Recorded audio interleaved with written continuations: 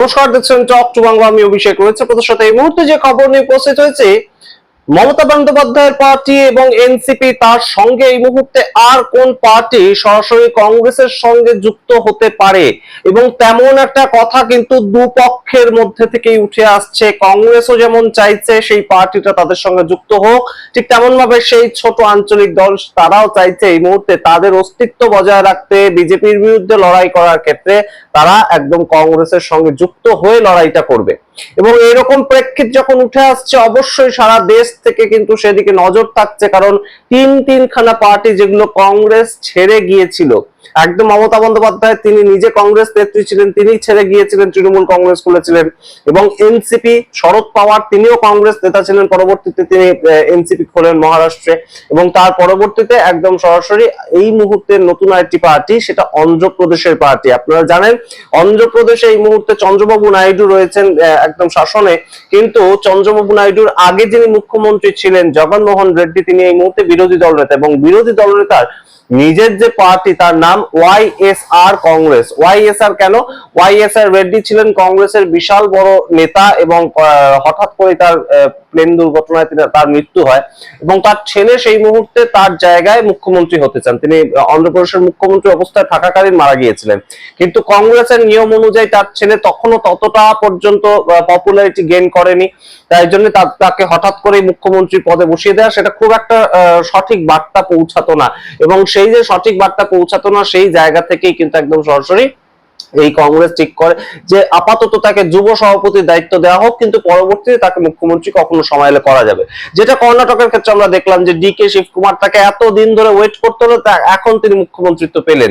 কিন্তু এই যে বিষয়টা, সেটা জগনমোহন রেড্ডি মেনে নেননি, এবং সেই সময় হঠাৎ করে তিনি নিজের দল খুলে ফেলেন, এবং তার বাবার নামেই খুলে ফেলেন ওয়াইএসআর কংগ্রেস। ওয়াইএসআর রেড্ডি তার নামে ওয়াইএসআর কংগ্রেস তিনি নাম দেন, এবং তাদেরও বিচারধারাটা হচ্ছে বিজেপির বিরোধিতা করা এবং অন্ধ্রপ্রদেশ চন্দ্রবাবু নাইডুর বিরোধিতা করা। এই করে তিনি মুখ্যমন্ত্রীও হন। তার বাবার যেহেতু পলিটিক্যাল একটা পপুলারিটি ছিল, এবং সেই অবস্থায় থাকাকালীন তিনি মারা গিয়েছিলেন, তো তার ছেলেকে মানুষ ভোট দেন এবং তিনি মুখ্যমন্ত্রীও হন। তো তার পরবর্তীতে তাদের এই মুহূর্তে এমন খারাপ অবস্থা, বিজেপি বিরোধিতা, অন্ধ্রপ্রদেশে চন্দ্রবাবু নাইডুর বিরোধিতা করতে গিয়ে 2024 সালে যে বিধানসভা ভোট হয়, যেখানে চন্দ্রবাবু নাইডু একদম মুখ্যমন্ত্রী হন, সেখানে বিরোধী দলের এমন অবস্থা হয় যে 175টা সিটে তারা লড়াই করেন। টোটাল সিট হচ্ছে 175টা অন্ধ্রপ্রদেশে বিধানসভায়, তার মধ্যে মাত্র 11খানা আসন তারা পায়। 11খানা আসনে তারা জয়লাভ করে, এবং তার ভিত্তিতে তারা এখনো পর্যন্ত বিরোধী দল, মানে বুঝতেই পারছেন বিরোধী দলের অ্যাকচুয়ালি ওখানে কিন্তু কোনো যে গুরুত্ব সেটাই নেই।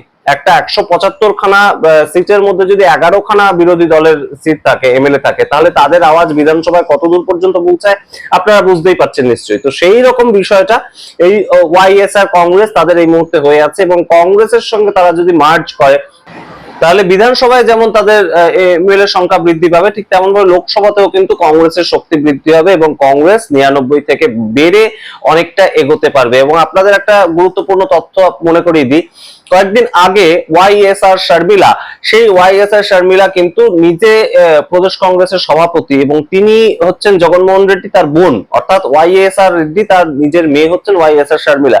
তো তিনিও ওয়াইএসআর তেলেঙ্গানা বলে একটি পার্টি খোলেন। অন্ধ্রপ্রদেশ আর তেলেঙ্গানা একদম কাছাকাছি, পাশাপাশি। আপনারা জানেন আগে অন্ধ্রপ্রদেশেরই পার্ট ছিল তেলেঙ্গানা। তো এই অন্ধ্রপ্রদেশের ওয়াইএসআর শর্মিলা, তিনি ওয়াইএসআর তেলেঙ্গানা বলে একটি পার্টি খোলেন, কিন্তু খুলেই তিনি যেটা করেন 2024 সালে তিনি একদম কংগ্রেসের সঙ্গে নিজের পার্টি মার্জ করে দেন। এবং কংগ্রেসও যে কাজটা করে, যে ওয়াইএসআর রেড্ডির যেহেতু একটা ছবি সেখানে প্রতিষ্ঠিত রয়েছে, তাই জন্য তার মেয়েকে কংগ্রেসের সভাপতি করে দেওয়া হয়, এবং তার মেয়েরকে এই মুহূর্তে কিন্তু আমরা শুনতে পেয়েছিলাম কয়েকদিন আগে যে রাজ্যসভায় পাঠানো হবে, কিন্তু রাজ্যসভায় ফাইনালি কিন্তু তার মেয়েকে পাঠানো হয়নি। শেষ মুহূর্তে তার নামটা ড্রপ করে দেওয়া হয়, এবং পবন খেরা থেকে শুরু করে মল্লিকার্জুন খার্গে এদেরকে পাঠানো হয় রাজ্যসভায়। কিন্তু এই মুহূর্তে যেটা খবর উঠে আসছে যে এই ওয়াইএসআর শর্মিলা তিনি তার ভাইয়ের সঙ্গে যোগাযোগ করেছেন, এবং জগনমোহন রেড্ডির সঙ্গে যোগাযোগ করে তিনি কিন্তু সম্পূর্ণ কংগ্রেসের সঙ্গে যে ওয়াইএসআর কংগ্রেস তাদের সংযুক্তি হবে সেই জায়গাটা শিওর করছেন, এবং খুব কম দিনের মধ্যেই কিন্তু এই ঘটনা ঘটবে, এবং অবশ্যই কংগ্রেসের এমপি সংখ্যা কিন্তু আরো বৃদ্ধি পাবে। এটা কিন্তু গুরুত্বপূর্ণ একটা ফ্যাক্টর। আপনাদের জানাই যে ওয়াইএসআর শর্মিলা তিনি প্রদেশ কংগ্রেসের সভাপতি হিসেবে এখনো পর্যন্ত 2024 সাল থেকে তার কিন্তু তেমন যে উল্লেখযোগ্য কোনো একটা কাজ তিনি করেছেন সেটা কিন্তু এখনো দেখা যায়নি। কিন্তু পরবর্তীতে কংগ্রেসের যা বক্তব্য যে ওয়াইএসআর শর্মিলা এই গঠবন্ধনটা যদি করাতে পারে, তাহলে জগনমোহন রেড্ডি এবং ওয়াইএসআর শর্মিলা তারা দুজনেই কংগ্রেসটাকে সামলাবেন অন্ধ্রপ্রদেশে, এবং চন্দ্রবাবু নাইডুকে সেখান থেকে সরানোর জন্য যা যা করার দরকার সেটা তাদের পক্ষ থেকে যেন করা হয়, সেটা কংগ্রেসের সাংগঠনিক ভাবে দেখা হবে এবং ওয়াইএসআর কংগ্রেস তাদের সাংগঠনিক ভাবে দেখা হবে, যেহেতু তারা রাজ্যের বিরোধী দল, তাদের সঙ্গে তো লোকজন তো আছে এবং সেই জায়গাটা অবশ্যই কিন্তু একটা গুরুত্বপূর্ণ প্রেক্ষাপট উঠে আসছে। অন্যদিকে এনসিপি কিন্তু যুক্ত হবেন তেমনই কিন্তু সুপ্রিয়া আসলে বিভিন্ন সময় জানাচ্ছেন, কারণ এনসিপির যে এমপিরা রয়েছে তাদের প্রতি কিন্তু বিজেপির একটা নজর রয়েছে, এবং শুধু নজর নয়, তার সঙ্গে একদম সরাসরি কিন্তু আমরা যা জানতে পারছি তাদের সঙ্গে কিন্তু বিজেপির বিভিন্ন নেতারও কথাবার্তা চলছে। বিজেপি একদম নেতা ঠিক করে দেয়, যেমন ভূপেন্দ্র যাদব পশ্চিমবঙ্গের থেকে এমপিদেরকে ভাঙিয়ে নিয়ে গেল তৃণমূল কংগ্রেস থেকে, ঠিক তেমন ভাবেই একদম বিভিন্ন জায়গায় বিভিন্ন নেতা ঠিক করে দেওয়া হয়। এবং এই যে এনসিপি শরদ পাওয়ারের পার্টি, সেই শরদ পাওয়ারের পার্টি কিন্তু রীতিমতন এই মুহূর্তে আপনাদের সংখ্যাটা বলেছি যে 2/3 করার জন্য 362 সংখ্যাটা লাগবে এমপি হিসাবে, এবং 543-এর মধ্যে 2/3 না করলে তারা ডিলিমিটেশন বিলটা আনতে পারছেন, এবং আনলেও সেটা পড়ে যাবে। তো তাই জন্য কিন্তু সরাসরি এই মুহূর্তে ছোট ছোট যে পার্টিগুলো সেগুলোর প্রতি বিজেপির একটা নজর রয়েছে। ঠিক যেমন ভাবে তৃণমূল কংগ্রেস ভাঙিয়ে 20 জন এমপি নিয়ে গেল, ঠিক সেই জায়গাটা নিয়ে কিন্তু এই মুহূর্তে এনসিপি এবং সরাসরি এই যে ওয়াইএসআর কংগ্রেস তাদের একটাই মাত্র বিকল্প, যদি বিজেপি বিরোধী রাজনীতি তারা করতে চায় তাহলে একমাত্র তাদের পার্টিটা সংযুক্তি করতে হবে কংগ্রেসের সঙ্গে। এবং এই মুহূর্তে সুপ্রিয়া আসলে তিনি সমস্ত ডিসিশন নেন তার পার্টির হয়ে, কারণ শরদ পাওয়ার বেশ খানিকটা রাজনৈতিকভাবে সন্ন্যাস নিয়ে নিয়েছেন, সেটা বলাই যে তার বার্ধক্যজনিত কারণে। তো সেই জায়গা থেকে সুপ্রিয়া সোলে কিন্তু নিজের থেকেই এই মুহূর্তে কংগ্রেসের সঙ্গে যোগাযোগ করেছে, এবং কংগ্রেস তরফ থেকেও কিন্তু তার সঙ্গে যোগাযোগ করা হচ্ছে। সুতরাং এই দুটো গাঠবন্ধন আমরা কিন্তু অচিরেই দেখতে পাবো যে অন্ধ্রপ্রদেশ এবং মহারাষ্ট্রের দুটো পার্টি তারা সরাসরি কংগ্রেসের সঙ্গে যুক্ত হচ্ছে এবং তাদের এমপি সংখ্যা দিয়ে কংগ্রেসকে সাহায্য করছে। সুতরাং কংগ্রেস আরো মজবুত হতে চলেছে, প্রায় 115-র কাছাকাছি এমপি তাদের হবে সেরকম ধারণা করা হচ্ছে, কারণ তৃণমূল কংগ্রেসের পক্ষ থেকেও কিন্তু 8 জন এমপি, যা মমতা বন্দ্যোপাধ্যায় নিজের সঙ্গে রয়েছে এখন পর্যন্ত, অভিষেক বন্দ্যোপাধ্যায়, মহুয়া মৈত্র হতে পারে, কল্যাণ বন্দ্যোপাধ্যায় হতে পারে, কীর্তি আজাদ হতে পারে, শত্রুঘ্ন সিনহা হতে পারে, তারা কিন্তু সম্পূর্ণভাবে তাহলে কংগ্রেসের এমপি হিসেবে পরিচিতি পাবে। তো এখনো পর্যন্ত মমতা বন্দ্যোপাধ্যায়ের সঙ্গে সোনিয়া গান্ধীর যা কথা হয়েছে তার ভিত্তিতে যা খবর উঠে আসছে, এখনই সম্পূর্ণভাবে তৃণমূল কংগ্রেস এবং কংগ্রেস মার্চ করছে না, কিন্তু সেটা নিয়ে কিন্তু তাদের পরিকল্পনা আছে। আপাতত একটা সঠিক গাঠবন্ধন, এবং গাঠবন্ধনের মাধ্যমে বসিরহাট সিটটা থেকে একদম সরাসরি মমতা বন্দ্যোপাধ্যায় ভোটে লড়াই করে যাতে লোকসভায় আপাতত যেতে পারেন, এবং লোকসভায় গিয়ে তিনি তার পরবর্তীতে তার পার্টির যে সংযুক্তিকরণ সেটা দরকার হলে 2029-এর আগে পর্যন্ত টেনে নিয়ে যেতে পারে, যে তৃণমূল কংগ্রেস ততদিন থাকলো। কিন্তু তৃণমূল কংগ্রেস যে ততদিন থাকবে তাদের হাতে কি তাদের সিম্বলটা থাকবে, এই প্রশ্ন এই মুহূর্তে উত্থাপিত হচ্ছে। এই প্রশ্ন নিয়ে আমরা অন্য কোনো ভিডিওতে আলোচনা করছি, কিন্তু অবশ্যই গুরুত্বপূর্ণ জায়গাটা এই মুহূর্তে কংগ্রেস শক্তি বাড়াতে চাইছে। বিজেপি যখন বারংবার ছোট ছোট পার্টিগুলোকে ভাঙছে এবং নিজেদের দিকে আনার চেষ্টা করছে, তখন সেই ছোট ছোট পার্টিগুলো যারা বিজেপি বিরোধী লড়াই করেছে তাদের কিন্তু একদম সরাসরি কংগ্রেসের ছাতার তলায় কংগ্রেস আনতে উদ্যত হয়েছে।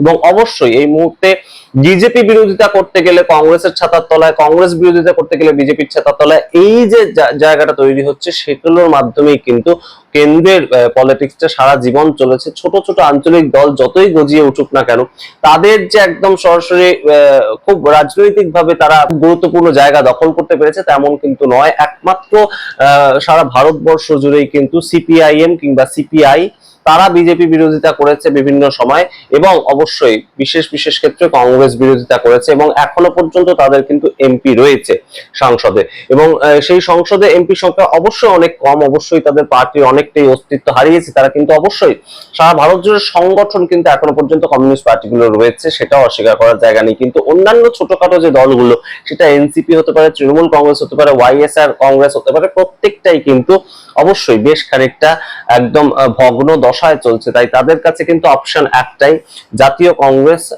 ইন্ডিয়ান ন্যাশনাল কংগ্রেস তার ছাতার তলায় চলে আসে, এবং সেই ক্ষেত্রেই দুটো পার্টি আপাতত যোগ দিচ্ছে তেমন খবর কিন্তু উড়ে আসছে। এবং অবশ্যই অন্ধ্রপ্রদেশে কংগ্রেসের শক্তি বৃদ্ধি হবে, এবং টিডিপির কিন্তু তাতে সমস্যা তৈরি হবে বটেই, কারণ সেকুলার পলিটিক্স এবং সেকুলার পলিটিক্সের উপরেই ভিত্তি করে কিন্তু টিডিপি নেতা চন্দ্রবাবু নাইডু তিনিও কিন্তু রীতিমতন ভোটে বেশ খানিকটা সুবিধা পান, এবং সেই সেকুলার পলিটিক্স এর মধ্যে যদি একটা গুরুত্বপূর্ণ অপোনেন্ট এই মুহূর্তে ওয়াইএসআর কংগ্রেসের জায়গায় কংগ্রেস হিসেবে উঠে আসে, সেটা কিন্তু বেশ খানিকটা চাপেই ফেলবে অন্তত চন্দ্রবাবু নাইডুকে।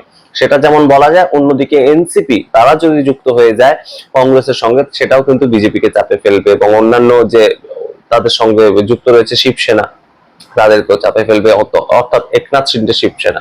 তো সমস্তটা মিলিয়ে এই মুহূর্তে তিনটে দল, তারা ছোট ছোট আঞ্চলিক দল, তারা একদম কংগ্রেস থেকে চলেই গিয়েছিলেন, কিন্তু কংগ্রেসে তাদের ঘর ভাবছি সম্পূর্ণ দল নিয়ে হতে পারে, তেমনই কিন্তু খবর উঠে বেড়াচ্ছে। সম্পূর্ণ প্রতিবেদনের ভিত্তিতে কি মনে করেন আপনাদের কমেন্ট বক্সে কমেন্ট করুন। বিজেপি বিরোধী আন্দোলন যদি করতে হয়, কংগ্রেসে যুক্ত হওয়াটা কি লাভবান হবে এই ছোট ছোট আঞ্চলিক দলগুলোর জন্য, নাকি তাদের অস্তিত্ব কোথাও গিয়ে সম্পূর্ণ টিকিয়ে রাখার জন্য তাদের একদম আলাদাভাবে লড়াই করাটাই সহজ? আপনারা কি মনে করেন? দেখাটা অপেক্ষা দেখতে এখন টক টু বাংলা। অবশ্যই টক টু বাংলা ইউটিউব চ্যানেলকে সাবস্ক্রাইব করতে ভুলবেন না। ধন্যবাদ।